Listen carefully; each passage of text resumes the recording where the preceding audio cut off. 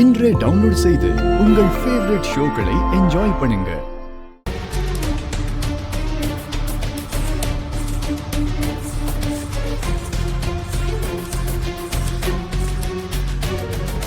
இங்க மாயா யாரு? நான் தான் மேடம். என்ன விஷயம்? உங்க மேல ஒரு கம்ப்ளைண்ட்.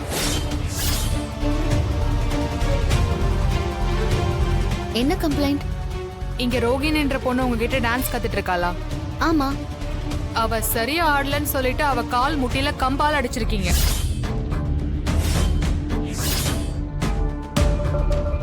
அவ 2 முட்டியிலயும் காயமாயிடுச்சு. அவளால நடக்க கூட முடியல. அதனால அவங்க அம்மா உங்க மேல கம்ப்ளைண்ட் கொடுத்திருக்காங்க. நீங்க உடனே ஸ்டேஷனுக்கு வரணும். மேடம், அந்த ரோகிணி இங்க சேர்ந்து 2 நாள் தான் ஆகுது. அதோட நான் யாரையுமே அடிக்கல. ஆமா மேடம், மாயா யாரையுமே அடிக்க மாட்டா. இப்ப கூட அந்த பொண்ணு ஏன் வரலன்னு தான் கேட்டுட்டு இருந்தா. நான் அவ போனுக்கு ட்ரை பண்ண, ஆனா ரீச் ஆகல. பொண்டாட்டிக்கு புருஷன் வக்காலத்தா? இவங்க மேல கம்ப்ளைண்ட் கொடுத்திருக்காங்க.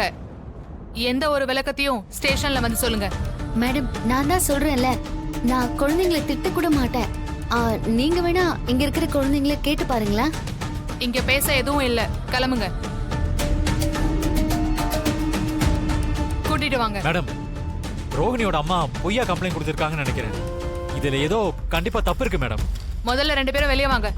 மேடம், மேடம், மேடம், மேடம் நில்லுங்க. என்னமோ அடிக்கவே இல்ல, புருஷன் பொண்டாட்டி மாத்தி மாத்தி பஞ்சாங்கம் பண்ணீங்க. இங்க பாருங்க எப்படி கால்ல கட்டு போட்டிருக்காங்கன்னு.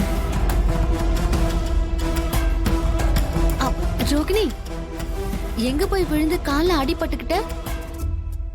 எதுக்காக நான் அடிச்சேன்னு ஏன் மேல கம்ப்ளைண்ட் கொடுத்திருக்காங்க?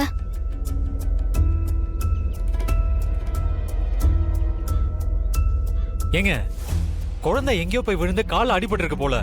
அத மறைச்சு எதுக்காக மாயா அடிச்சான்னு பொய்யா கம்ப்ளைண்ட் கொடுத்திருக்கீங்க? சார், என் பொண்ணு ஒண்ணு எங்கேயோ போய் விழல சார். டான்ஸ் மிஸ் அடிச்சாங்கன்னு இவ தான் சொன்னா. முன்னாடி படிச்ச ஸ்கூல்ல தான் அப்படி பண்றாங்கன்னு உங்ககிட்ட கொண்டு வந்து சேர்த்தேன். நீங்க என்னடானா அவங்களையும் மிஞ்சிற அளவுக்கு புள்ளைய போட்டு அடிச்சு வச்சிருக்கீங்க.